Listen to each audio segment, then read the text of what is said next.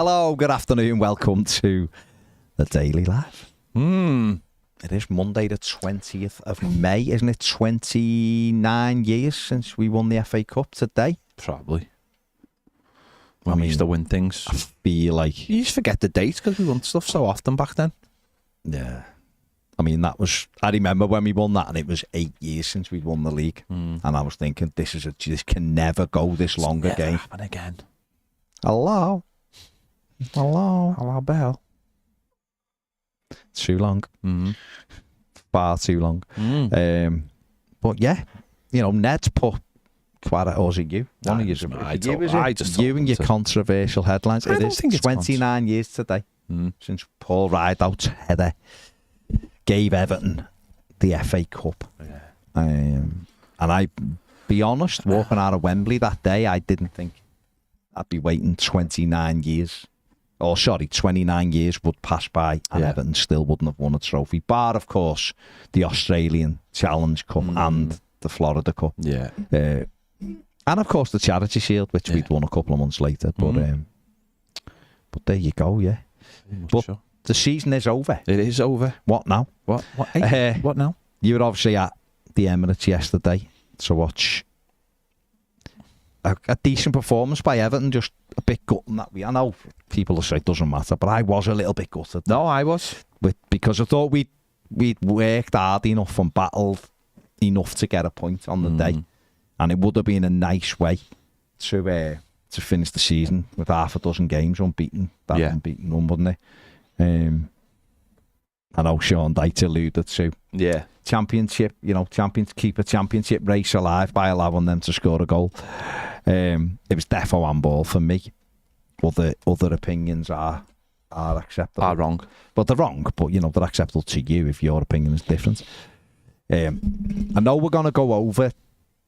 No, we'll go over the other stuff in the final word. But the season is done. Yeah. And, 48 points was what Everton got in the end. I know the records will show 40, but we amassed 48 points. And if Everton done that again next season, would that be acceptable, or are you looking for... No, that'd be more than acceptable. Be more than acceptable. Okay, I'm asking a question. Hand off. No, I think it'd be more acceptable than acceptable next season. I think with the problems we face, I think, if we could do that again. There's a lot we don't know about next season, isn't there? Absolutely loads that we don't know. Players, more PSR, who knows? There's loads. So I think on the we've just done something there. And we talked about it. It's just if we could have a more sort of relaxed season where Everton win games in a more consistent fashion through this evenly over the season, and you're not worrying about stuff every 3 games. Yeah, and I think that would make a massive difference. If we had a season like Fulham did, who obviously finished on the same points technically as what we did, and you think about the way their season's gone, ups and downs, no real issues. Yes, they've had it. Part of it where they haven't won for a couple of games or whatever, but if we had a season like that and we built towards the new stadium, then that would be good. Just having a season where there's not another drama around the corner, something a little bit more boring where you just have a... No, but it is though, isn't it? This season, it's been horrendous, and there's just been so many lows, very few highs, and it would just be really good to have a season like that. Yeah, definitely. It's just that we've had those dark days all season, it seems like, haven't we? Starting with the 4 home defeats on the run, wasn't a great way to start the season. And then the points deduction when we just got on. We were in all right position, weren't we, so to speak. Then the points deduction came, and then obviously we had those 4 victories, and then we went on to that terrible run and all sort the ownership, and it's just been such a difficult season. And I guess to get to yesterday, and being in that position where it didn't matter was a huge bonus, and one that we would have been delighted with. Certainly after that Chelsea game, we'd have been delighted to say the Arsenal game on the last day didn't mean anything. I know, ironically, it was earlier than that we were safe, and my prediction of none of the promoted sides getting 30 points happened, but it was still too close to call at that time. But you're right, if we could have a more balanced season next season, I think a lot of people would take that, especially with it being the last season at Goodison. We'd, to not be worrying about things and for the club to make some strides on and off the pitch, ready for Bramley Moor Dock, being in a more stable position, I think. It's not the most ambitious outlook, but we have to accept where we are and start to build. And seeing a few people say, people should stop talking about like selling Branthwaite and selling this player and selling that. And it's like, how can you not talk about it when it's clear that's what Everton have to do? Sell players. I'm not saying definitely sell Jared Branthwaite. It does feel like that may well happen, but we're in that position. We're vulnerable right now. We're everything's up in the air, and the only way we actually get some stability is get the ownership thing sorted first. And then hopefully we start to claw our way back into being able to build some sort of plan for the next 3 seasons. You have to be realistic about things, don't you? You have to be realistic and face them head on so that there isn't these shocks. Fans have been asking for honesty for a while, and I think Sean Dyche and Kevin Felwell have delivered honesty as often as they can. And I think, football is all about hope, but sometimes you have to just rip the plaster off as well and say there's going to be sales. We have to, unless something changes dramatically. And I just can't see it happening. I mean, for PSR, we're going to have to sell anyway, never mind anything else. But, and that might be Jared Branthwaite. It might be Dominic Calvert-Lewin. It might be Jordan Pickford. It might be Owen Arnott. It might be a combination of all 4 of those players. What we've got to do is be ready to capitalise on any funds that do come into the club and be ready to go and get replacements straight away and do something good with that money. That's the reality of the situation. We know where we are. For us, there is something, isn't it? There is something out there. It's not like tread. If we were going from one thing to one season to the next season, and there's no really glimmer of optimism out there, then it will be really, really difficult. But the stadium is that glimmer of optimism. It is that turning point where we can start cashing in and start making a little bit of money. Okay, is it going to be? It's never going to be. That situation where we are suddenly puts us into the elite. No one's saying that at all. You know, but it does give us the opportunity to start making more money. You go to a ground like the Emirates, which is 20 years old, and you see the way just around the ground they monetize the whole area. I mean, even just something, seeing something that's stupid yesterday, so basic, right, is outside the Emirates, there's toilets. Yes, there's public toilets round there, right? Yeah. So I'm saying outside, isn't it? So it's the thing. So something like that keeps you around the ground. And I don't know whether Everton have thought about this, or I don't think they probably have. But something like that is a good way of keeping you in the area, and with that, so you don't have to go in, but you can stay outside. And if there's stuff going on outside, and there's plenty of stuff going on outside yesterday, as you can imagine. And there's merchandise things, and there's food things, and obviously everyone's trying to make something out of the occasion. And hopefully we've got an opportunity in a year's time to capitalise on all that and go forward as a club. Yeah. And this season is going to be tough. We know that. But we have to obviously try and keep the core of the squad together and just keep building bit by bit. Got to, haven't we? It's so difficult, isn't it? Because we don't know what's going on, do we? We don't know where we are, what's happening with the owners. We know that the current agreement will come to an end in the next 11 days. It seems impossible. It seems that 777 could take over Everton Football Club. It's, you know, so therefore there's got to be other people involved, and apparently there are now. So let's hope that they can come to an agreement, and let's hope that it's good. And we have to move forward from that. But right now we've got a challenge. And the manager said yesterday in the press conference, you know, was asked about the summer, and he was like, I'll be honest, I don't know. That's the reality, just right now. He was like, there's, you know, it could still be a difficult summer and all that, and I'm sure it will be, because we're not stable. Yeah. If we had new owners, you know, if Farhad Moshiri or the Premier League would have gone in January to 777 or February, you've got 30 days to meet this thing, and if you don't, it's done. Yeah. Then Everton could have been so far down the line with the next set of prospective investors to the point where we could be about to complete, and therefore we can get that. Now, that's not going to happen. The reality is, if Everton enter into negotiations with, or Farhad Moshiri has, with the next set of investors, and they look more likely to be passed quickly, then Everton can get on with their summer plans with their approval. Because that's really, we can't really do anything or plan anything with any level of certainty until we know what's going on here. And this is the problem right now, is that Farhad Moshiri has got to, in my opinion, put Everton's interest first now and try to get this concluded very quickly with the next group.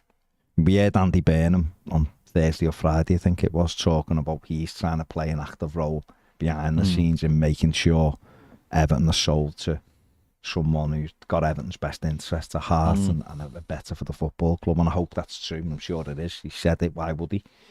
So let's hope we can get that done quickly, and then we can all kind of recalibrate where we are and go, right, this is what's happening.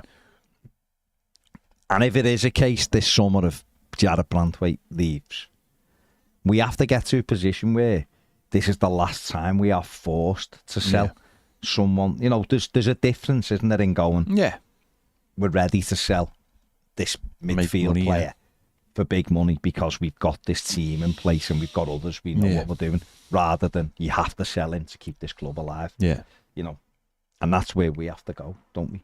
But it has to be a sale for us, and for our benefit. Bring people in cheap, give them good experience, get them into the team, and then when it's right, someone comes and takes them, and then you restart and you improve your whole team doing that. I know, and if you can get to a point where you don't have to do that anymore because you've built up enough good players in your team that people don't want to leave and they see a future in your club. But it only starts by doing that. Otherwise, it's a cycle of having having a handful, not even a handful of good players, and then they drift away. Because at the end of the day, in the last, let's say, 10 years at Everton, we have had good players, and they have all, not all, but a lot of them have drifted away to big clubs. And but at that time when we had them, we didn't do anything with them. And it's about using all the good players you get and doing something with them yourself. You know, and then if they leave, and then you start again, don't you? And if you've got good players but you're not actually doing with them, then what's the point? You've got to build to something. You're always going to lose players, aren't you? We're not naive. We're always going to lose players. The best. There's an elite. There's an absolute elite now in football. And all the big players, when anyone gets a good player, it's always the fear. You know, Newcastle are fearing losing Isaac and Gordon and Bruno Gomes to Liverpool, Arsenal, and Manchester City. West Ham are fearing losing their best players. You know, won't be long before someone comes in for Kudus. Villa are terrified that Watkins is going to. So there's an absolute elite now. Even if teams are in Champions League as well, there's an absolute elite who are ready to take your players off you. And you just have to be prepared for how you deal with that and have the next one already down the line. Have to. Dermot Gallagher apparently said he was glad the goal was given I'm sure he would be. It was a handball. End of story. Sure he would be. You cannot direct the ball into your own path and go and score. It's handball. Al says it's not the worst handball. Jesus' hands were close to his body. Don't care. He motioned his arm towards the ball and knocked the ball. That's, to me, through. Yesterday's. That's handball in the old way. In the old way. That's not a new kind of interpretation. Yeah. That's old-fashioned handball. Yeah. He moved his arm to push the ball away from Tarkowski into his path to run onto goal. It was a blatant handball. It shouldn't have been given. It's just the way it is. Eugene says it was a handball. Sophie says no surprise the goal was given when Masters was there.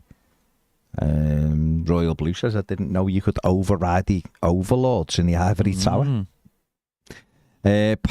Pirate Jazz says Everton signings from relegated clubs. Jagielka, Baines, Distan, Johnson, Lescott, Carsley, McCarthy, Decore, Godfrey, Garner, Tarkovsky, McNeil, Pickford. People moan about this plan. I think people moan about the plan when that's all you're doing. I think if you go and pick, Everton have been linked with Adebayo today, haven't he? The stories that Beto is going to leave. I don't know how true they are, but that's what they're there. And Adebayo from Luton is one Everton are looking at, and obviously that'd be almost a safety net for Dominic Calvert-Lewin going as well, because he's got 10 goals, got more than Dom this season, plays up on his own. He got an injury as well when he was absolutely flying, didn't he? He's a handful, obviously. Well, we were talking about body language before. Well, I seen a little bit of shirt language yesterday. I seen one of Beto's family members or whatever, sitting in our away end wearing his Udinese shirt. Oh, really? I thought, why aren't you wearing a Beto Everton shirt? Because, was it male or female? Male. Because it would have been a dress on him. Beto's shirt's literally the biggest shirt ever. I thought, no, but I thought, he'd have had a better Everton. Are you putting a signal out there that he's going back? That he's not happy? Maybe. I wonder if he would go back to Udinese. If they just basically shook hands with him and like, lads, it's done. Let's leave it there. But Adebayo is one, obviously. Yeah. Certain Wayne Rooney told us Everton should have bought him 2 years ago, didn't he? And he has done well for Luton this season. Is he someone who you would like to see in a blue shirt from a team? Talking just on that point of relegated footballers. He's gone down. He got double figures in the Premier League. What's your opinion on him? Scored against Everton. I like him. I think he's a good player. I think he's a really good player. A handful, isn't he? Feels like he's sort of got to the level late, but so is Ivan Toney. And no one Ivan Toney's still a lot of clients. He's 28. No, I think he's a really interesting prospect. Really interesting. It's interesting that it looks like Rob Edwards might be going to Ipswich. That's mad, isn't it? I don't know, it's mad. I think where's Kieran McKenna go? Brighton. Oh, to Brighton. He's on to Brighton. Yeah, and I've seen him, but I didn't know whether he'd go. I could see, you could see Ipswich going, well, that makes sense because he scored goals. But I think it would make sense for Everton if things happen. If Beto leaves or Dominic Calvert-Lewin leaves, or I just think, if it was up to me, and there was an option to get rid of Beto and bring Adebayo in, I'd bring Adebayo in because I just think he looks more of a Premier League player personally. I think it would make more sense. Again, yesterday, Chimiti coming on first. Did make me even though I don't know why he made the sub in the first place. I thought that was bizarre. If he was going to do it, I'd have put Beto on yesterday. I think Beto would have suited the game rather than I thought Dom was absolutely fine. No, he was fine. I don't know why he makes those subs. It's weird, but especially on the last game of the season. Yeah, doesn't make any sense to me, that, but there you go. Yeah. And no, I think he's a good player, and I think he'll obviously he'll stay in the Premier League, because I think it'd be daft for him not to stay in the Premier League. Yeah, fair enough. Mark Agerman says, watching from Adelaide, Australia, every week throughout the season. Thanks for keeping all the Evertonians living overseas up to date with everything happening at Goodison. Much appreciated. Thank you, Mark. Thanks for watching. Good day, mate. G'day, mate. Yeah, there you go. Celtic Vape says 2 points deductions, countless adverse decisions, including yesterday, and being ignored in the end of season scumbag video, and we're still here. You can't keep down a good thing. Up the Toffees. Kieran Rothwell says we'll watch the Euros in the summer and enjoy it. Can't wait. Mm-hmm. Can I wait for Euro? Royal Blue says, is this going to be the most crucial transfer window? Yeah, I think it will be very crucial. I mean, we're always like, this is the biggest summer for Everton. I think it'll be a really big one for to get it right, to get to make sure that whatever leaves, we replace, and we do it. Things get done at the right time. I think that's the most important thing. Things get done at the right time, and not left to sort of chance, or things drift on. Things after, Everton have to look at situations and say, this is what we value our player at. Come if you want him, come in and get him. Then definitely don't be arsing us about. Hey, you don't ask us about. It's exactly. Bernadette said, was looking at the Athletic, which had some interesting stats. Everton top of the set piece goals. Dominic Calvert-Lewin, the most wasteful striker, and never reached the expected goals, probably due to injury. Worth a look. Thank you very much. I'll have a little look at it. Philip says those better, higher value players are going to be linked away all summer or until they're sold. Yeah. Dan says we have to accept where we are now, but it doesn't mean we can't improve next season. If we have to sell Onana and Branthwaite, then it's money into the club and we can improve the squad as a whole. No, we can. Listen, I don't want to sell Jarrod Branthwaite. I really hope somehow we can keep him because we can create money elsewhere. But I don't know if we can. Zephyr says, what if the money from sales isn't made available for replacement? Surely that's possible. Well, no, some of it will be used for the club, but the rest of it will be for replacements. Don't forget, the other thing that's massively appealing for Everton with Branthwaite is it's pure profit, basically, because of the outlay. Everton's difference in PSR might be one thing, and then you sell the other player. Like if Everton sold Onana and Branthwaite, Everton's difference might be corrected by selling Onana, and then Jarrod Branthwaite will be used to put money back, into the team and stuff. If they do that, then there's an opportunity in some respects to make your team better overall. I still do not want to sell him, but that's the way it is. Sean says we can't just sign loans and free transfers. Well, no, we can't, because you're never really getting an uplift, are you, off those? But we just have to do what we do. Eamon says, great that Garner's with us again next year. Yeah, he was brilliant yesterday as well. As I say, he was everywhere. He was absolutely brilliant. Still got the energy.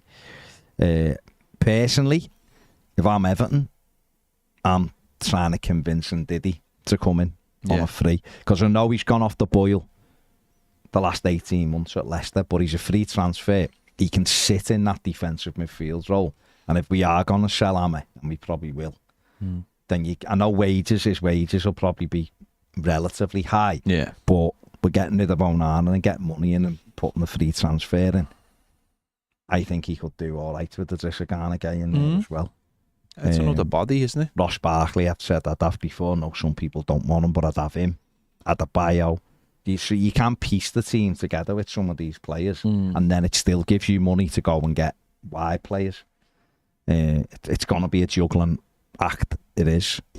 Who do you genuinely see leaving Everton Football Club this summer? If you're being realistic, I think Branthwaite will leave, and I think Onana will leave. Yeah. You think that'll be it? I don't know, but I think they will leave. Yeah.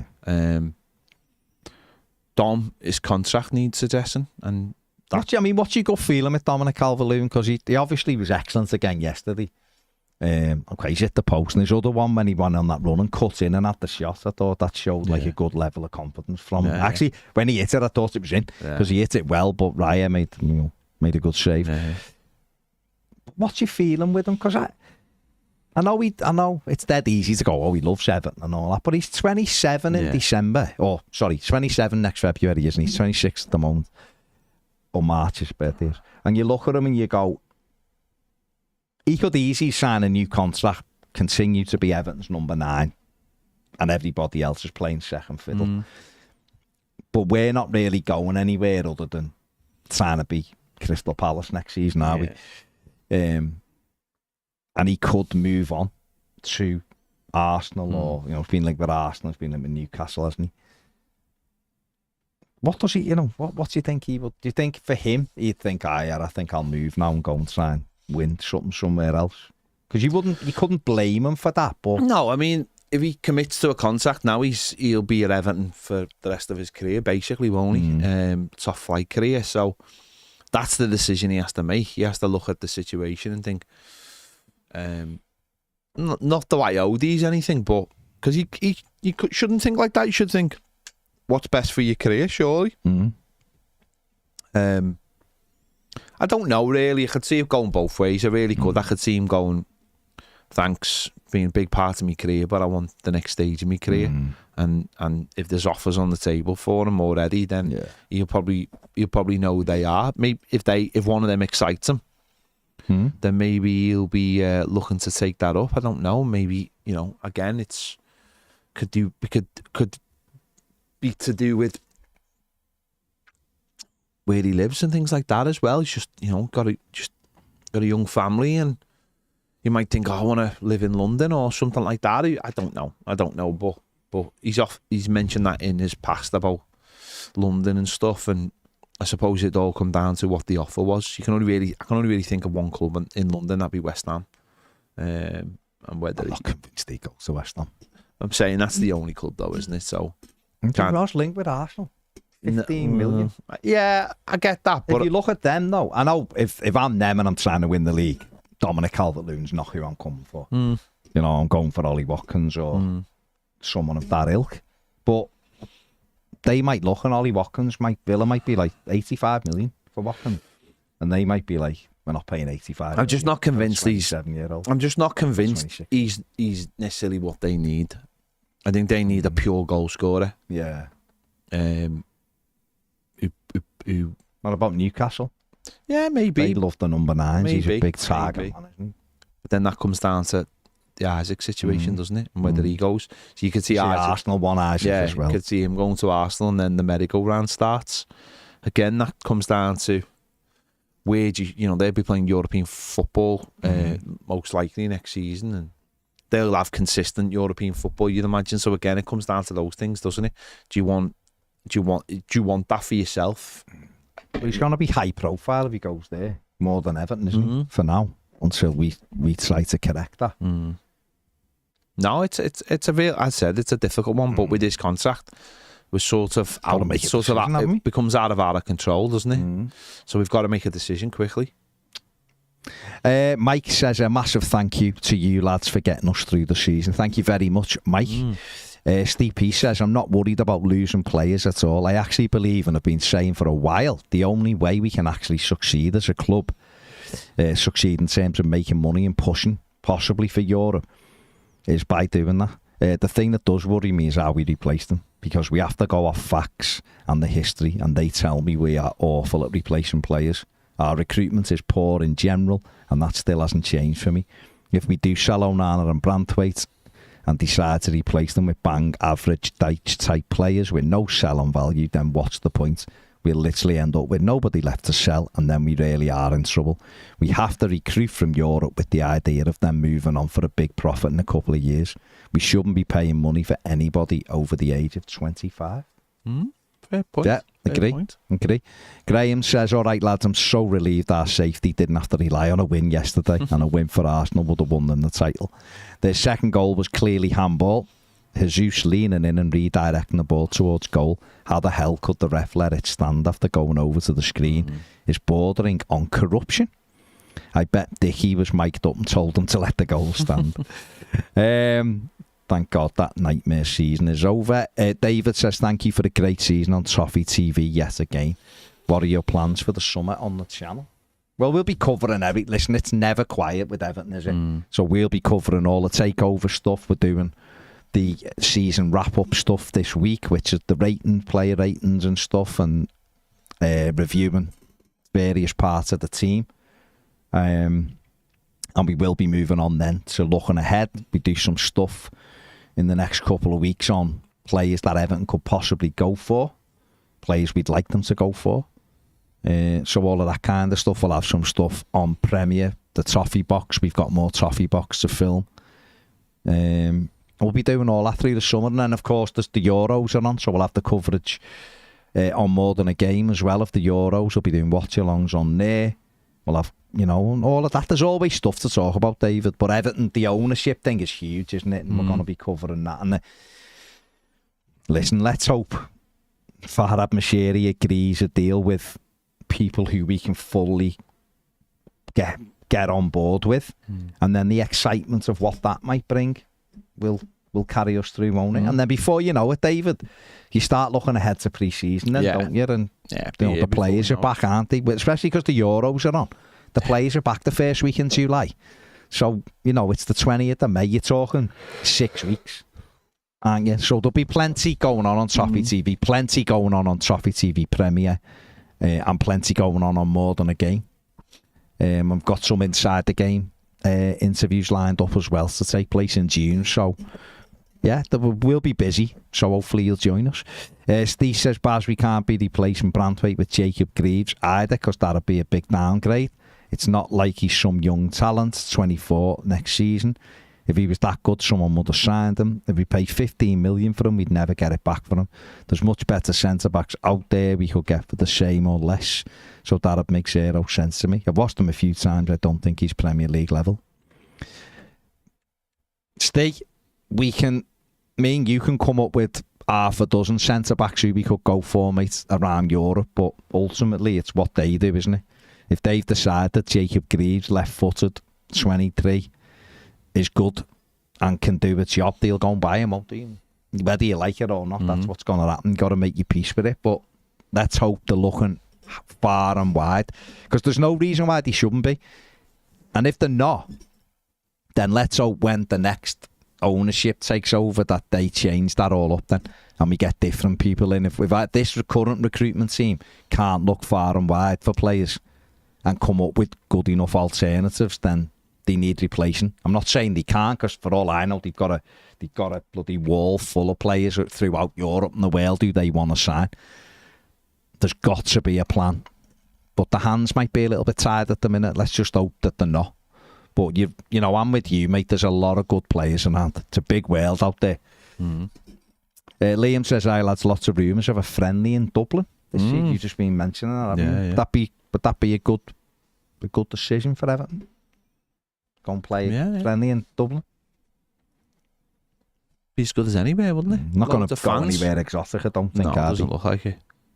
Loads of fans over there. Good opportunity for the Blues. Should be somewhere where we go every few years, to be honest, because there's plenty of Evertonians in Ireland. So, yeah, I don't know where and who we'll be playing, but it'd be good. I don't know whether it'd be be nice if it was part of like a tournament or something, but yeah, it'd be a fantastic opportunity to go and see them. Yeah. Georgie Redmond says, realistically, we're only getting 60 to 65 million for Branthwaite. It's quite a lot of money, isn't it? There's a lot of money there, isn't it, for a lad we paid £1 million for? Buck says, I don't know if... I don't know for all the time, but on Ped's match reaction, Branthwaite was on his own, not with the team, and they were clapping the fans. That's what you said, haven't you? Is this an indication he's on his way? You have mentioned that, haven't you? That he was a little bit away. Who knows? We don't know. Listen, he's posted something today saying thank you for the season. It's been a great season for me and all that. The lad might have been told, unfortunately, if we get a bid for you, we're going to have to let you go. I don't imagine he wants to leave. We'll see. We'll see. Steve says, all right, lads, hope you're both well. I think going into this summer reminds me very much of the summer when we had to sell Wayne Rooney. Also, I think I'd move better on. Don't think he suits Dyche's way of playing, but the Luton lad would. Thelwell needs to start thinking outside the box, though. No, he does, Steve. He does. Because there is a lot of players around and we are going to have to juggle. And it isn't easy. And I'm not saying it's dead easy for him to do, because it isn't. Because not only are you juggling, you're trying to get deals done that some clubs mightn't find acceptable. Yeah. But there is players. I mean, I've said this before. Like last summer, there was a few options for Everton at centre forward who they could have gone and got. Right? Now, Beto was one, obviously, they'd identified, and they'd been looking at him for a while. But they've ended up, they got him because they didn't have to pay any money for him. Yeah. But is he really good value? I like Beto, and he's one of those players that I really want to succeed. But I mentioned Akor Adams last season. Now, okay, he got 10 goals in 33 games for over in France when he moved. But he went for £3.5 million. He's 23 years of age, he's 6'3", but he went for £3.5 million. The down payment was £1.25 million. Now, if he might never get any better, Akor Adams, right? And he might have been one you brought in and were like, he's all right.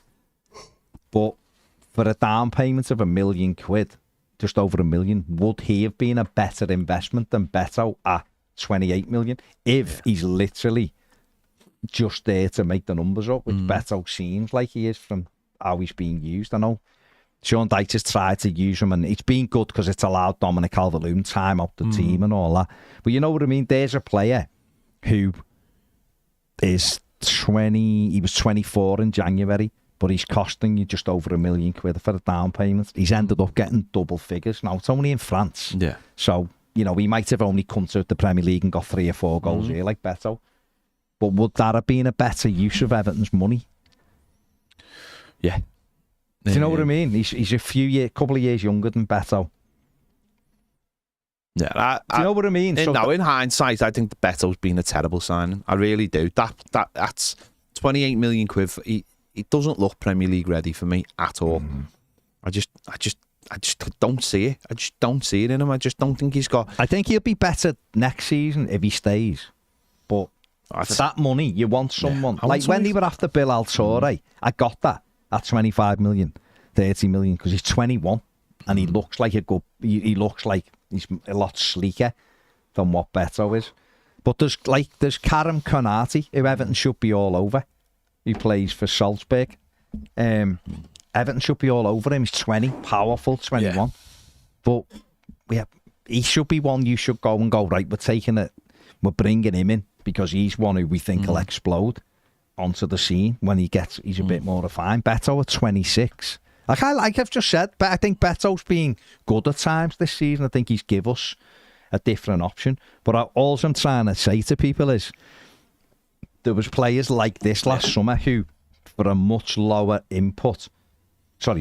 out, money-wise outlay, could have come in and maybe done a similar job. I just can't believe we spent that much money on a player who's just doesn't have the ability to do what we need. I just find it mad. I know it's a lot to do with the upfront price, but I just find it strange. Do you think he'll move on? There's been loads of this wasn't in my mind 3 or 4 weeks ago that he would go. But I think if there was an offer, I think if there was an offer for him, like a decent offer, I think if we could almost come. I don't know how it would work because you have to go back to Udinese. I just don't think he's good enough to play up front on all season, but maybe needs time. But the manager doesn't look like he fancies him at all, and ultimately that's what it comes down to. Well, that's what I'm saying. The manager's not asked. The manager just plays that he wants. Seen that with Dan Juma. He said that, hasn't he? He said that's what he'll do. That's what I'm saying. I'm not necessarily saying Adams would have been better than Beto. What I'm saying is, for a much lower outlay for someone to come in and do that, I'd rather we paid 1.25 million down for someone who's got similar set of tools than commit to a £28 million striker who we're not convinced is going to become our full-time number 9, but there'll be other options this summer. And that's what I'm saying. You might go, well, we can get this player and he's £20 million because he's played in the Premier League. You go, yeah, but you know, this lad here, he's 3.5 million and he's playing in Austria and they've got a similar profile. Is it time for Everton to maybe do a little bit of gambling as well? Do you know what I mean? Like Jack Harrison, like I think Jack Harrison's done okay this season. He's been games when he's been good. There's been games when he's not been so good. But I think he's always worked his socks off for us, whether he's had a good game or bad game. Now, if Everton can get him on loan again, fine. We know what we're getting. We know he'll weigh in. I think if the manager would have played him on the left, he'd have been a bit better. But if Everton were to try and buy him, and it was the fee was 15, 18 million, I bet you there is players in Europe who will be much less outlay, who could probably do a similar kind of job. And I think that's what Everton have got to try and do. That balance has got to be there. No, you've got to have, the problem is though, if you buying those lesser players and they're taking away like £2-3 million, does that stop you buying the better players because you haven't got the money? And I just think that's where it's going to be difficult. You have to be precise, don't you? You have to know exactly what you want and you have to aim to get it, and that's where it becomes really difficult when you haven't got money. You've got less options, of course. Yeah. It is. It's tough, isn't it? Not saying it's going to be easy, but I just think that's where other clubs... Someone else in it, he might look at Beto and think, well, he's done well over here. He's had a year in the Premier League, so that will have toughened them up a little bit. And if he comes back here, he'll be more of a striker and score goals. Definitely, yeah. Steve P says, people forget how good and did he actually is. He was very similar to Garner when at his best. He had the highest amount of tackles a couple of seasons ago on the run and was literally being linked to the biggest clubs for 60 million. Excuse me. That was only a couple of years ago. He'd be a very good signing on a free. It's a no-brainer. He'd suit us more than Onana does, let's be honest. And it wouldn't be a drop-off because although Onana has a much higher ceiling and will be a Champions League level player, but the attributes and style of play is basically wasted with the way we play. Matt, no, we don't know where or what pre-season looks like at the minute. Joe says, hi guys, Jack said last week Mashiri is skint. He says he has more money than the Everton owner. Can Jack buy us? Mashiri is, well, it was worth again 1.8 billion or something. He's far from skint. I doubt Jack has 1.8 billion lira, to be honest. But unless he's been hiding it. Unless he's hiding it, yeah. Don't forget, we've got the big fight, Ned v the Seagull. Danny Ellis. Absolutely, we have. Need to sort that. I'll get onto that soon, that date. It's actually in Wales on Saturday. Intercom. We went to the Popty Bakery on Saturday. Nice. No, yeah, Popty Bakery on Saturday was lovely. It was lovely. Had a steak and ale pie. Just a little one. Very nice. And a nice one. It should be and a great walk. They should be sponsoring us. Yeah, definitely.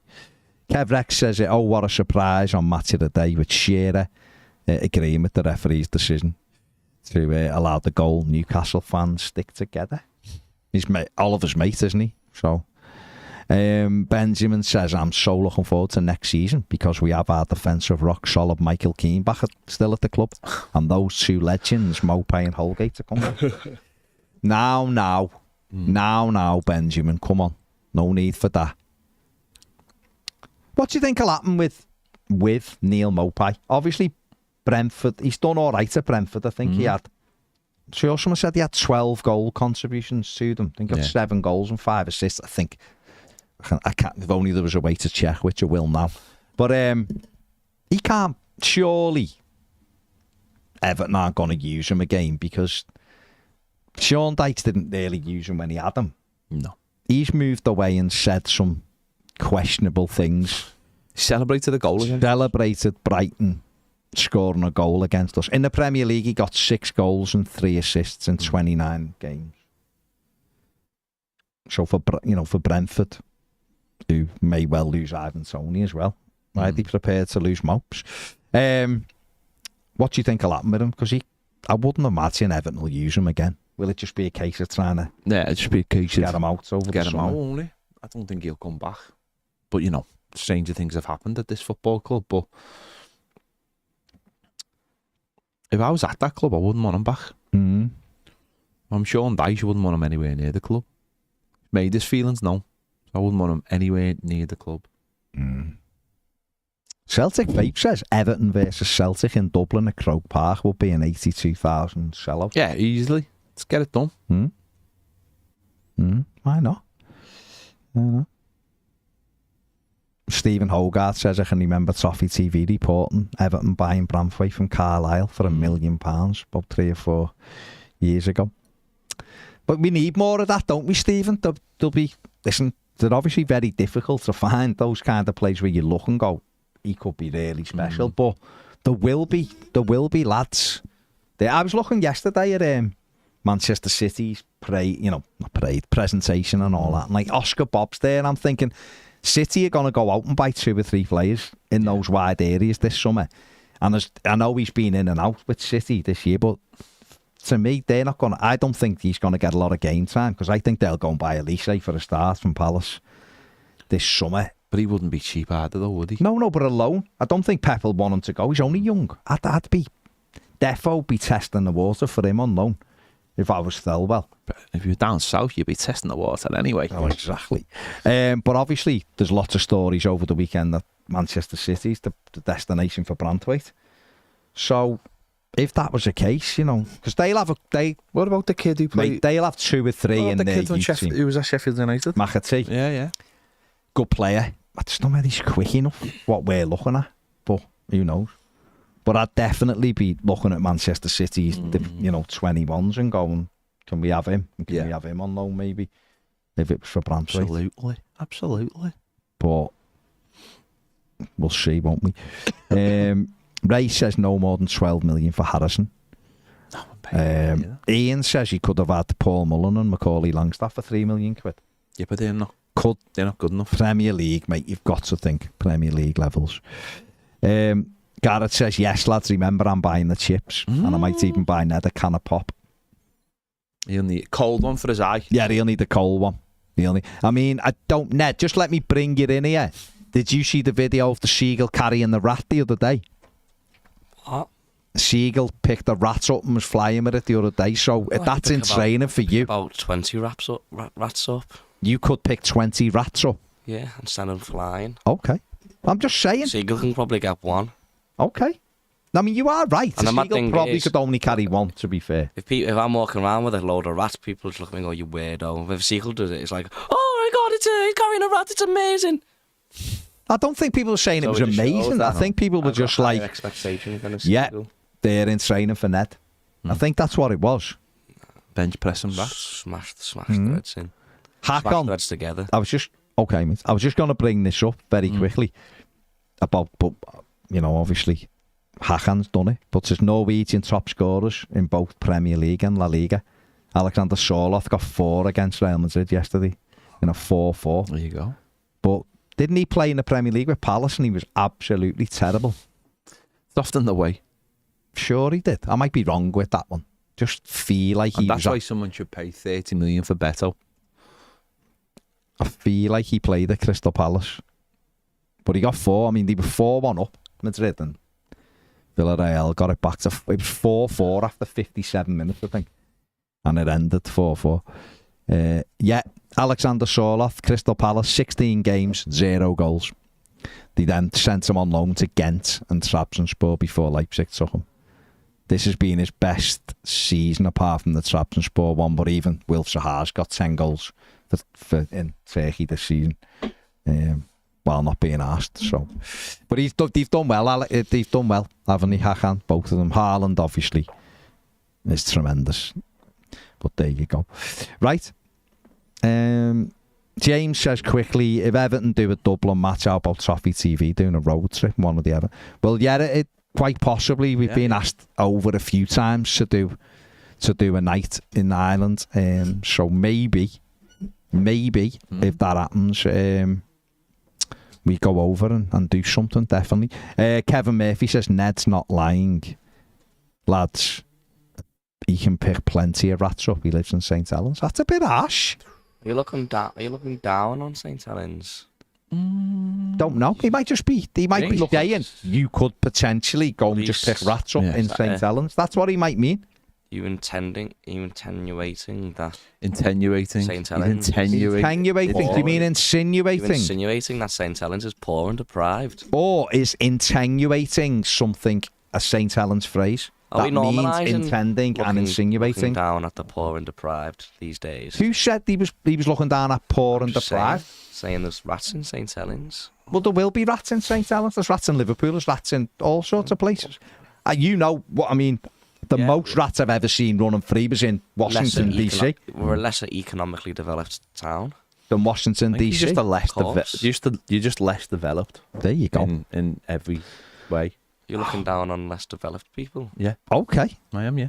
Okay. I'm doing that Let's right do it. now. I'm looking down at the less Because developed you people. are there. There you are, yeah. Straight into the less developed people. I'm looking at. You're the kind of scientist that probably works for water companies. Well, I am a scientist. Hakon says Sorlot's got 24, Bellingham's got 19, Lewandowski's got 18, just saying. Palace was not his club, and he's grown a lot since then. He's big, fast, beats players like they were made of paper. I mean, it's a great analogy. Yeah, fair play to you. Paper people. Hakon, listen, I don't know. Maybe Everton will look at him. I don't know. But he probably listen, he's just finished top scorer in the league. A lot of people will have a look at him, won't he? Who knows? Who knows? Crazy. And Mr. Perfect that Kelly says, who would you sign for a number 3 goalkeeper? Don't know. You might need a number 2 if Java Billy Clellan was on the bench yesterday, wasn't he? Big Bill. Back to 2 goalies on the bench. Yes. That's right. And Emma says, when's the next Premier night? We will sort it, Emma, and then you will get be like a summer notified. one. We will get a summer. Well, we've got a 10-year anniversary one that we need to do, haven't we, for Toffee TV? So there you go. Right, we're going to be live on More Than a Game in 6 minutes. So you've just got enough time to get a drink. You don't have to go anywhere. The magicalness will take you over there. Listen, if you haven't subscribed to More Than a Game, just do it today for us. Come on, push that up. Push that up. And if you haven't subscribed to Toffee TV, we're going towards that 100,000. We're miles away, but that's what we're looking for. That's the next one. So subscribe there. Thanks for watching. Stay where you are. Get yourself a drink. We'll see you in 6 minutes. Bye.